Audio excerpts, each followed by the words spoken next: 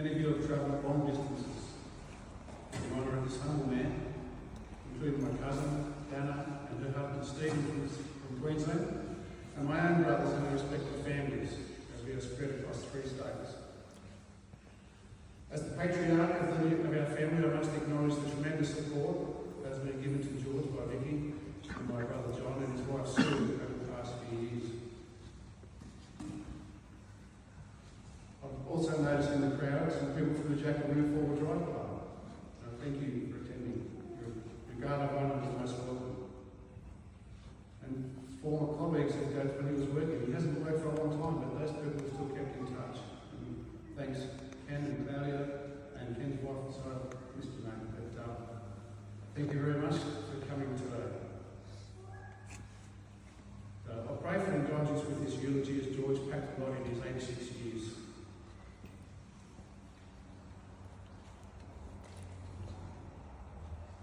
I'm also very grateful that Dad was surrounded, I didn't mention this already. I take some comfort from knowing that Dad was not alone when he departed this world, and that Vicky, John and Ryan were there with him. And that was most important. George, our dad, affectionately called Pop Cottee, started life in England, born 24th of June 1938. He was the firstborn and the only son of George Alfred Cottee and Nell Cottee. Nell was their nickname. One can only imagine how tough life must have been back then in the outback. George and Ellen were living life on land with George Sr. working as a bullock driver and builder of fences, yards and sheep shearing sheds. And I can recall stories from my grandmother now about George's early life, about how he once was hung in a sugar sack at the dusty tail end of the bullock team for swearing, which was somewhat of an enigma given that bullock drivers were out their ability to swear at to curse the bullocks. And about how George was once given a suitcase full of Freddos for his birthday. He was so proud but thrifty that he carried those frogs around for weeks. Even in June, the sun in the outback would be fierce, and those frogs melted in a pool of chocolate and wrappings. You just see him now walking around those Freddos now. Sometime later, George moved with his parents to Bathurst, where his eldest sister was born, Shirley, some 4 years younger than him. Shirley tells me that George had vivid memories at the end of the Second World War with people gathering in the streets of Bathurst and at churches. George was eventually to be blessed with five further sisters, Elaine, Patricia, Christine, Helen and Annette. But in the meantime there were further changes of address, including Mudgee and to Surrey Hills, firstly in Russell Street where there was Uncle Walter and Uncle Pearl, and then later to a house in Crown Street. When George was 10, his father died. Obviously, this was to be a significant event for any child. George's response was to contribute to the family income by becoming a paper boy, going out doing rounds.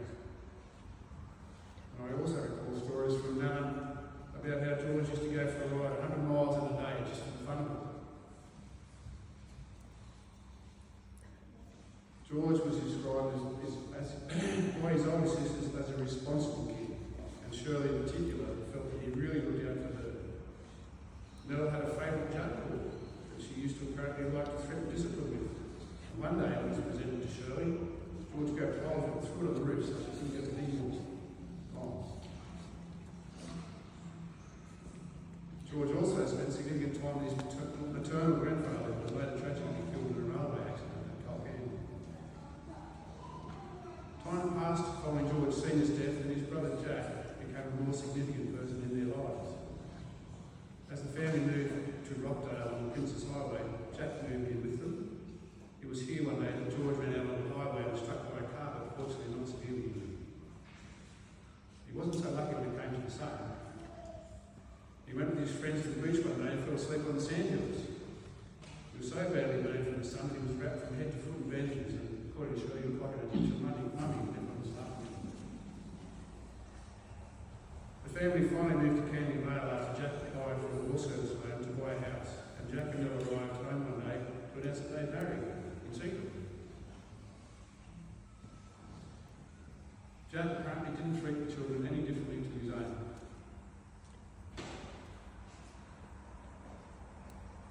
George was a bit of a daredevil as he grew up through his teenage years. He developed a passion for motorbikes along with his friends and had such bikes as an Ariel Square 4, a Velocet, a Java 650 Twin and a Matchless. I remember Nana Cottee complaining about how George used to strip and rebuild motorbikes in the back room of his house at Finbar. One day she found a suspicious looking stick under the bed, some sweating jelly. George was ordered to get rid of it. So next night, being back at night, he let it go in the street. The next morning, everyone was talking about the enormous fireworks that had been heard about how a large crater had suddenly developed in the street outside their house. Nana Cottee hated George's passion for motorbikes. While heavily pregnant with Christine, she was hunched over the ring of the washing machine when George told her, "If you don't get to the hospital, I'll take you on a motorbike." She soon went to the hospital. George's passion for motorcycling was nearly his undoing. He managed to crash the Ariel into a tree, the only tree in the paddock, after running off the road. He nearly killed himself, suffering a fractured skull, and it was also obviously a very worrying time for the family. George had met Pamela Robin Smith, our mum, at a youth club in Canberra in 1956. They used to do crazy stuff, like ride to more motorbikes just because it looked like they were so good, apparently. I married in February 1958. I was born in September that year. Yes, you can do the math. My parents worried about it for many years, but I was just there at the wedding. Over the following years, my mother and my grandmother appeared to be in a breeding competition. They were both often pregnant at the same time. I was getting all these new brothers, but at the same time I felt like I was getting these new sisters that were actually my aunts. So now we have it. George and Pam with 5 boys, David, John, Brian, Tony and Mark. While all this was going on, there was a move to the Blue Mountains after Dad did a stint of work up there. They purchased a block of land for £30 and a 2-bedroom house for £300. And I remember it took 30 years to pay that off. That would be the family home for the next 40 years. Sadly, Mum passed in 1997. In those years, our parents did their all to ensure the best upbringing for us. Dad worked consistently. He worked for the B&G, started life as a technician in training, basically at young old age, retired, still working for the same company. He changed names several times. Mum went to work because things were getting tight for 5 boys because they were all sending us to private school. We all had a private education and thank them for that. So Mum went to work, studied to become a real estate agent, contribute to the family income. But Dad's most important contribution, I think, aside from his discipline, was his building projects. He could turn his hand to anything, and he did. And he helped us. He helped us to build homes. He helped us to fix cars. He gave us a sense that we could do and achieve anything we liked. We didn't have to be qualified. We just had to go. Dad also instilled in us a sense of community. It allowed us to make our own decisions and learn from our mistakes. They taught us, he and Mum both taught us the value and the importance of tolerance. Dad was a firefighter with the RFS and was deputy captain for several years and remained an active member well into the 70s and even the 80s, I think. In 1968, Dad had another brush with death while he was working with the RFS. With a group of firefighters, basically wore a milk grade, fighting a fire near Whitecross Road. Fire flared, changed direction, and 3 men were overcome. Captain Tom Chalmers from the Borgridge Brigade and Greg Eulogy and Peter Hawkins from the Warragul Brigade. Dad, along with another man, Peter Bowers, were the only men to escape. I recall that day when he came home vividly. It was something that haunted him for many years. While Mum was alive, they joined the Jackaroo 4-Drive Club. John takes some responsibility for that, and Dad being interested in 4 driving, because he took them for driving his 4-drive. Dad became president of the Jackaroo Club, president of the club for many years. During this time, he met Dick Cooley and her husband Dick, who also had a Jackaroo. Dick and Pam both passed in the same year, around the same time. Vicky and George were both lost and found solace in each other's company. I I remember them coming to us, thinking to myself, and probably the boys as well, and asking if it was okay for them to date. In 1998, George married Vicky and they settled in the new address at Glenbrook, where they established an amazing garden that they were always keen to show off. Dad couldn't keep still. He helped one of the neighbours build a stone retaining wall that rivaled the Great Wall of China. He just loved to contribute. He continued with the four-wheel drive up even after he bought a Nissan. He held the position of president for 11 years. He became a qualified four-wheel drive trainer and assessor and taught many people the art of four-wheel driving. He also published 2 books on four-wheel driving, including safety tips and recognition of traditional lands. He talked in television and radio interviews in relation to topical issues such as that relate to four-wheel drive, such as Finbar. Dad once said to his sister Shirley, "I've been so lucky to have met 2 beautiful men in my life." So thank you, Nick. In his later years, Dad suffered with memory issues and then more recently with coordination. It was such a sad day for him to hand his driver's licence in after having driven his whole life without an infringement or accident. He was a remarkable driver and he taught us all well, for example. You will notice that the coffin has a green beret. This was held by Dad after serving in the civilian military force in the commando unit. I remember as a child my mother saying, not to prove up behind Dad, as he would react without thinking as he trained as a commando. I never heard him talk about it, and I've never seen the beret until today. With that, I bid you salute Dad. Thank you for your service. Thank you for your guidance and discipline.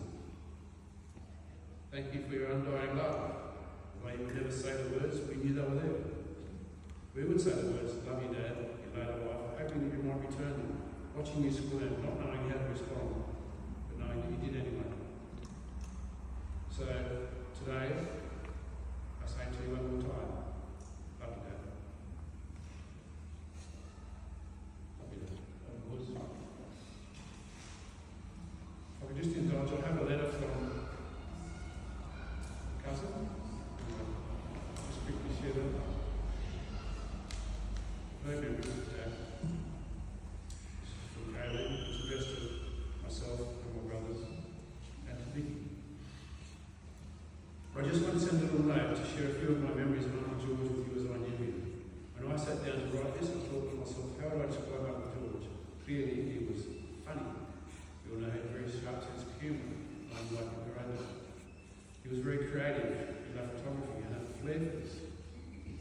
He was a talented multi-skiller. He could fix and build stuff, repairs and modifications of people's four-wheel drive, set up a photo lab at home, landscape gardens, carry out building works, and so on. He was a perfectionist. He never slapped anything together. He invested himself into doing a great job, not a it'll-do job. The job he was proud of at last, and that included parenting. He was a provider. He loved hard. He worked hard to give his family everything they needed. Living away from New South Wales, I didn't get to see my southern valleys all that often, but when I did, I always felt like I just could have lived around the corner. Our family was always so welcome when we did our little road trips to the mountains, and I felt like we'd never been apart. I always had a bit of a special interest in photography, and when that became apparent on one trip south, Uncle George spent quite some time introducing me to his little lab downstairs under the house before I moved. I was totally fascinated. Although I was more interested in composition and the technical skills required to be a good photographer, I remember one occasion when Uncle George arranged a trip to the train, down the mountain where he brought me all around the camera stores in search of skyline photo, which was absolutely horrible. I was in mortal danger of receiving a scratch lens with absolutely no protection. With multiple films purchased, his job was done. We headed back up the mountain. From that day on, I'm happy to report that the camera never received a single scratch or lens. George loved to play tour guide when he came to visit. He was very proud of the Warrama community, and he would take us on drives to show us all the places of interest. Inevitably, we would call in to say hi to the relatives living in the mountain too, and he revelled in afternoon teas and catch up with his boys and later grandparents. We used to love the catch-ups too. Sometimes it was a picnic at the park with everybody. No matter how long it had been since we caught up, we always felt like we were part of the family when we visited the cottage.